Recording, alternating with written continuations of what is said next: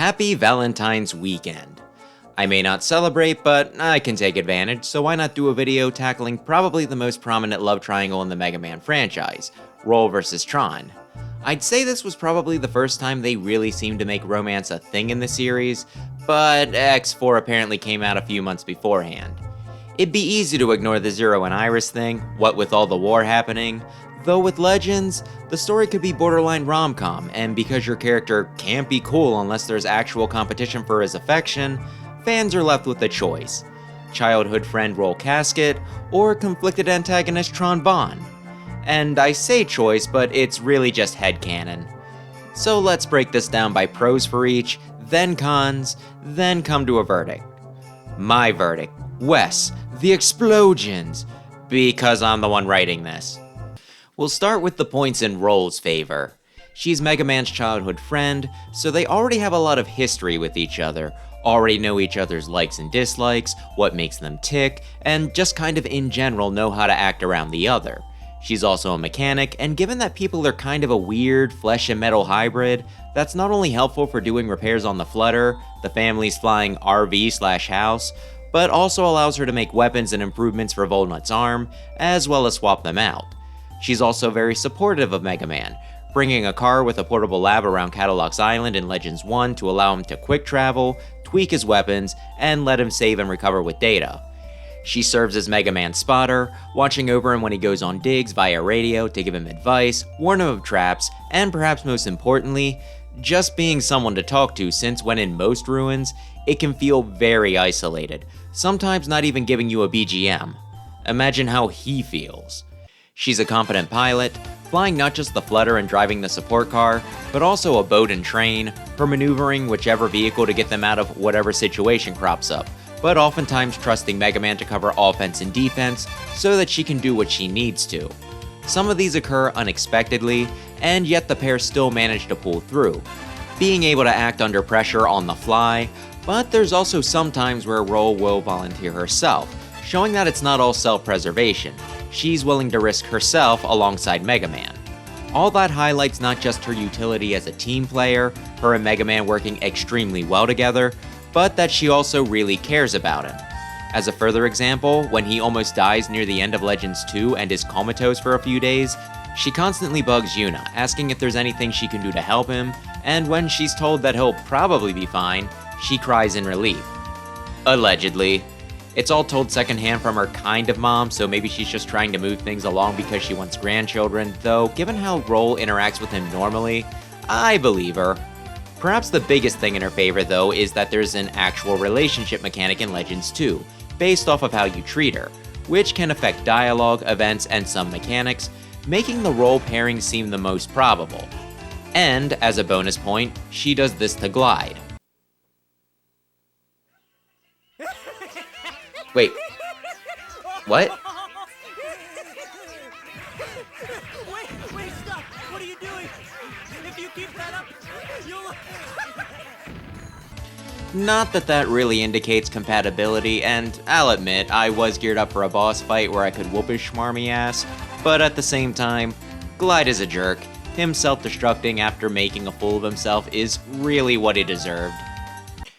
Tron also is a mechanic and an engineer, though while Roll fixes vehicles and makes equipment for Mega Man, Tron creates all the crazy mechs the Bonne family pulls out. And given how many they have and how fast some of them are put together, that's really impressive. She's also responsible for the Serbots, which is enough of a plus on its own. Who doesn't love the little guys, their popularity expanding beyond just Legends, though it's also really cute seeing their interactions. While I'm not sure what their mental age is, they do act more like children, and there's a lot of times Tron will talk to them as such, breaking things down so that it's easy to understand, teaching them how to behave, getting angry on their behalf, and even referring to them as her kids at least once. It makes me think that she would be a good mom, which I'm not sure if that's a priority for Volnut. He is only 14. Kind of. So there's a fair chance he hasn't thought that far ahead, but I'm still gonna count it as a positive. Beyond that though, she's very loyal to her family, not just watching out for all 41 of her Serbots, but also being extremely close with both of her siblings. When Teasel and Bonbon get kidnapped by Glide, that guy again. Due to Teasel taking out a bad loan from Loach, she sets out to get the money by any means necessary to pay it back and free them. And while she does generally favor Mega Man, often feeling relieved when he escapes one of their plots or trying to guide Teasel towards a reason where they can actually spare or work with him, the one time she seems to actually want to take him out is when Teasel is injured during the Flutter vs. the Gesellschaft fight, harm to her family being the one thing she can't seem to tolerate. And if Mega Man got together with Tron, that would make him a part of that family. Think of what a Legends game would be like with the Bonds at your back, though that would mean that they'd need someone else to play antagonist. Though along that same line, her dating Mega Man could be a way of rehabilitating her. The Bonds have a weird morality. They are undoubtedly villains, being pirates who will steal and aren't above petty revenge, but they do have lines that they won't cross, like at least leaving the locals some toilet paper. You get even deeper in the misadventures of Tron Bond, where one minute Tron and her Surbots will be robbing an animal hospital because they mistook it for a bank, then the next they'll be helping people out in a dig site with Tron reminding her kids to use their manners. Even after defeating Loach and Glide, she rescues them and turns them into the police, rather than leave them to die despite all they put the group through, and it winds up helping Tron's kinda friend Denise in the process. Plus, at the beginning of Legends 2, it seems like they tried to get out of the pirate business but were forced back into it due to Teasel's poor business decisions. All this points them as bad but not irredeemable guys, and maybe if they had the right motivation, they could get on the straight and narrow. While Teasel is the leader, being the oldest and all, he does respect Tron and her opinions, and the group has helped Mega Man out at the end of each game, freeing him from a trap in Legends 1, and being his cheerleaders in the battle with Geats in Legends 2, which did place them in avoidable danger. And at the very, very end of the series, at least for now, the Bonds are working together with Roll and others to try to get to Elysium to rescue Mega Man. Teasel clearly has it out for Mega Man, but likely as in the other two instances, he will put this aside if Tron can convince him that it's in the family's best interest. He probably thinks he's building the rocket to get access to Elysium's technology. A part of me thinks that Teasel would be even more anti-Blue Boy if he started dating his sister, but if he ever actually became his brother-in-law, I'm pretty sure that would be enough of a reason to get him to finally bury the hatchet. So for those of you who see a pretty lady with some red flags and think, I can fix her, this is that, but extended to her entire family. As for her actual relationship with Volnut, she has it pretty bad. While she does try to play coy, she's very insistent on getting him to join her, making the offer persistently, coming up with plots to try to force his hand, and some of her Surbots even writing him a letter asking him to become Surbot number 42 when she becomes severely depressed for some reason.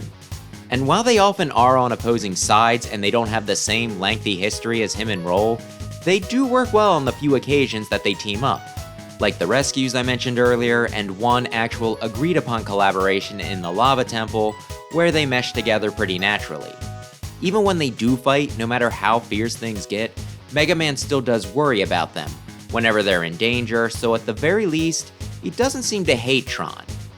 Might be setting the bar a little low there, but a bonus point for Tron as well, the Bonds do this to Glide. Tron, do it! Releasing? I love how he has like just a little bit of a laugh when he says do it. What do you think you're doing? I'll get you for this teaser! Oh, you probably won't. And you also get to fight and take him out in the spin-off. Now that's satisfying. Tron is also into torture. For others, not herself, but she does have a course of manually activated traps that she can force her Surbots through to eliminate their laziness, and while Mega Man Volnut is typically a hard worker, at the same time, he does exasperate Tron pretty often, so I could see him still needing to run the gamut. And I know some people are into this sort of thing, so while I might not be, because of differing taste, I'm not gonna list it as a pro or a con, but just kind of awkwardly put this one in the middle. You can be your own judge here. As for negatives, I gotta start out with one that I'm not sure how fair it is to make, that I'm also a classic player, and in that, Rock and Roller siblings. Now, This takes place at the end of the same timeline, so we can't make the argument that they're alternate reality versions. Maybe reincarnations if we really want to get wild with speculation. At the same time though, one's a brunette in blue armor with almost identical helmet that shoots things with his arm cannon and can equip a multitude of different weapons to suit the situation and playstyle, and the other is blonde, dressed in red, largely playing support, heck, even kind of running a store. While I know that they're mostly using tropes so that it's recognizable as the same franchise, it's hard not to feel a little weird about it, and this isn't helped by how the two were raised. Roll's parents disappeared and she was taken in by her grandfather, who was also raising Volnut, after he reverted back to a baby and lost his memories. Am I understanding that right? Now, there's sibling and like a sister, and then there's childhood friend, but the line in between can get a little blurry. While I've made arguments for the latter in cases like Fire Emblem Fates, specifically Conquest, I kinda feel like the whole living together most of their lives thing kinda puts them in the former. I mean, at least it's not actual same bloodline incest, but it still feels kind of weird. Don't make me do another why marrying your sister's wrong debate. The first one took a lot out of me and I'm still not completely over it. Moving on, there's also the infamous naked scene, where Volnut walks in on Roll, she kicks him out, and Mega Man pumps his fist. While he also sees Tron after she loses her clothes, because everything must be equal in the triangle, he mostly just stares slack-jawed in shock, whereas he's almost proud with Roll. So while you could say both situations are the same, I think there's an extra creep factor and lack of respect since the first gives off Quagmire vibes. Heh heh, alright. There's also a weird story Roll tells about how the first time she was Mega Man's spotter, he got lost and almost starved due to her inexperience and her grandfather, Professor Barrel, needed to bail them out. And she just kinda giggles about it. Maybe it wasn't all that bad, maybe Mega Man packed a few lunches, but it still feels like the sort of thing that would have been traumatizing, so the reaction feels a little inappropriate? Insensitive? I don't know, maybe I'm overreaching here, but I have a few more. At the beginning of Legends 2, they do the whole Metroid thing where they need an explanation for why you can't just go into the next game with all your upgrades from the previous, and their answer is... Roll sold all your stuff to repair the flutter. I'm really sorry, Mega Man. I needed to upgrade the flutter. I'm afraid I sold all your equipment. Please forgive me. And don't get me wrong, that's a funny and creative solution, but at the same time, you paid her for all those upgrades last game. That'd be like if you paid your coworker/roommate to upgrade your work equipment, stuff like a forklift and safety harness, things that also benefit them, and they sold them all to redo the roof.